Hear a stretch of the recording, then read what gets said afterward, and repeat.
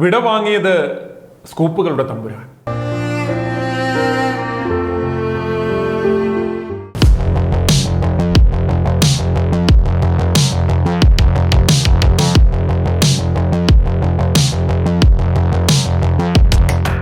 മുപ്പത് വർഷം മുമ്പ്, കൃത്യമായി പറഞ്ഞാൽ 1994 ഫെബ്രുവരി 15 ചൊവ്വാഴ്ച, കേരള കൗമുദി ദിനപത്രത്തിൽ നമ്മെ ഇന്ന് വിട്ടുപിരിഞ്ഞ BC ജോജോയുടെ ബൈരനിൽ വന്ന 8 കോളം വാർത്തയാണിത്. പാമോയിൽ അഴിമതി, മുഖ്യമന്ത്രി കുറ്റക്കാരൻ, CAG. പൊതുഖജനാവിന് 6.5 കോടിയോളം രൂപ നഷ്ടമുണ്ടാക്കിയ പാമോയിൽ ഇറക്കുമതി ഇടപാടിൽ മുഖ്യമന്ത്രി K. കരുണാകരൻ നിർണായക പങ്കുവഹിച്ചതായി കൺട്രോളർ ആൻഡ് ഓഡിറ്റർ ജനറൽ കുറ്റപ്പെടുത്തിയിരിക്കുന്നു. സംസ്ഥാന ഗവർണറെ അദ്ദേഹം ഈ വിവരം ധരിപ്പിച്ചു കഴിഞ്ഞു. ഇതായിരുന്നു ആ വാർത്തയുടെ പ്രധാന ഉള്ളടക്കം. BC ജോജോയുടെ ഈ സ്കൂപ്പ് കേരള രാഷ്ട്രീയത്തിൽ ഉണ്ടാക്കിയ പ്രകമ്പനങ്ങൾ ചില്ലറയൊന്നുമല്ലായിരുന്നു. കേരള കൗമുദിയും ഉയർത്തിപ്പിടിച്ച് അന്നേ ദിവസം തന്നെ, കൃത്യമായി പറഞ്ഞാൽ 9ാം കേരള നിയമസഭയുടെ 8ാം സമ്മേളനത്തിൽ പ്രതിപക്ഷ നേതാവ് VS അച്യുതാനന്ദൻ നിയമസഭയിൽ അടിയന്തര പ്രമേയം അവതരിപ്പിച്ചു. വോക്കൌട്ടും നടത്തി. തുടർന്ന് K. കരുണാകരന്റെ രാജി ആവശ്യപ്പെട്ട് CPM-ഉം പോഷക സംഘടനകളും പ്രക്ഷോഭവും പ്രതിഷേധങ്ങളുമായി തെരുവിലിറങ്ങി. സംസ്ഥാനമൊട്ടാകെ സമരവും സംഘർഷവും, ലാത്തിചാർജും. ഒടുവിൽ K. കരുണാകരന്റെ രാജിയിലേക്ക് വരെ എത്തി കാര്യങ്ങൾ. മലയാള പത്രപ്രവർത്തന ചരിത്രത്തിലെ എക്കാലത്തെയും മികച്ച സ്കൂപ്പുകളിൽ ഒന്നിന്റെ ഉടമയാണ് ഇന്ന് അന്തരിച്ച കേരള കൗമുദി മുൻ എക്സിക്യൂട്ടീവ് എഡിറ്റർ BC ജോജോയുടേത്.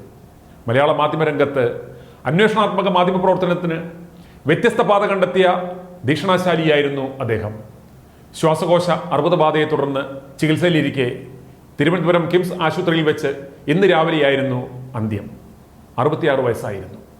1991-94 കാലത്തെ കരുണാകരൻ മന്ത്രിസഭയെ വീഴ്ച പാമോയിൽ അഴിമതി പുറത്തു കൊണ്ടുവന്നത് BC ജോജോ ആയിരുന്നു.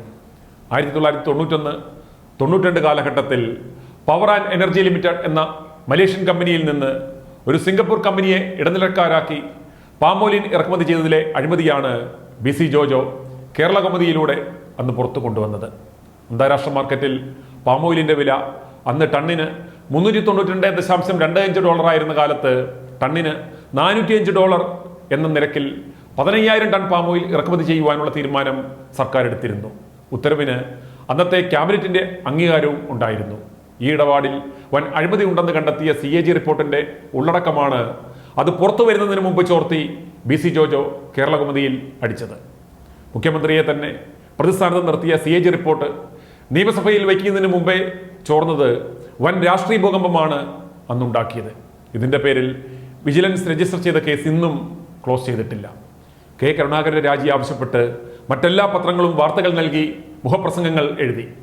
ഈ എല്ലാ കോലാഹലങ്ങളും BC ജോജോ ചോർത്തിയടിച്ച CAG റിപ്പോർട്ടിന്റെ പേരിലായിരുന്നു.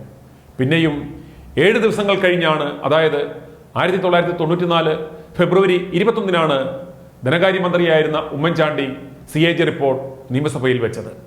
CAG റിപ്പോർട്ട് ചോർത്തി വാർത്തയാക്കിയ മാധ്യമത്തെയോ ലേഖനെയോ CAG-യോ അന്നത്തെ മുഖ്യമന്ത്രി K. കരുണാകരനോ ഭരണകക്ഷിയായ കോൺഗ്രസോ അധിക്ഷേപിക്കുകയോ വിമർശിക്കുകയോ ചെയ്തില്ല. അവരുടെ പേരിൽ ഒരു നിയമ നടപടികളും എടുത്തില്ല എന്ന് ഇക്കാര്യം ജോജോ പലപ്പോഴും അഭിമാനത്തോടെ പറയുമായിരുന്നു.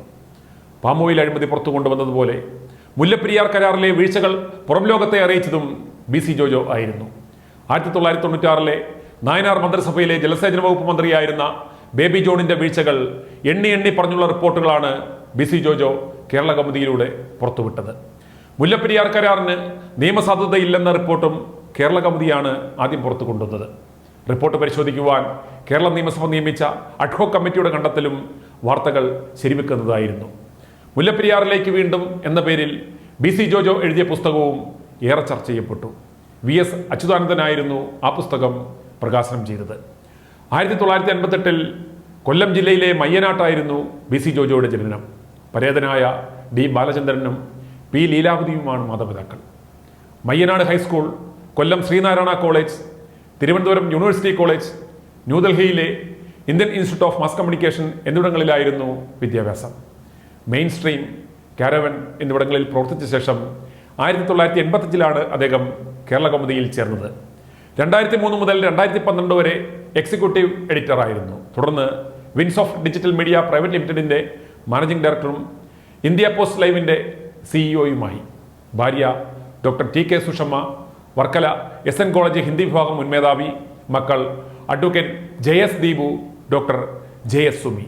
വേട്ട SN നഗറിലെ വസതിയായ ഉത്രാടത്തിൽ നിന്ന് ഭൗതിക ശരീരം ബുധനാഴ്ച രാവിലെ 10-ന് തിരുവനന്തപുരം പ്രസ് ക്ലബ്ബിൽ പൊതുദർശനത്തിന് വയ്ക്കും. 11-ന് അവിടെ നിന്ന് കുടുംബ വീടായ കൊല്ലം മയ്യനാട് സുമതി ഭവനിലേക്ക് കൊണ്ടുപോകും. സംസ്കാരം അവിടെ വൈകുന്നേരം 4-ന്. BC ജോജോയ്ക്ക് പഴയ സഹപ്രവർത്തകന് ആദരാഞ്ജലികൾ.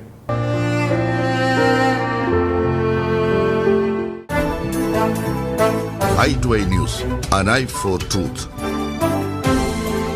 i2i News സബ്സ്ക്രൈബ് ചെയ്തിട്ടില്ലാത്തവർ ഇപ്പോൾ തന്നെ സബ്സ്ക്രൈബ് ചെയ്യുക. നോട്ടിഫിക്കേഷൻ ലഭിക്കുവാൻ ബെൽ ബട്ടണും അമർത്തുക.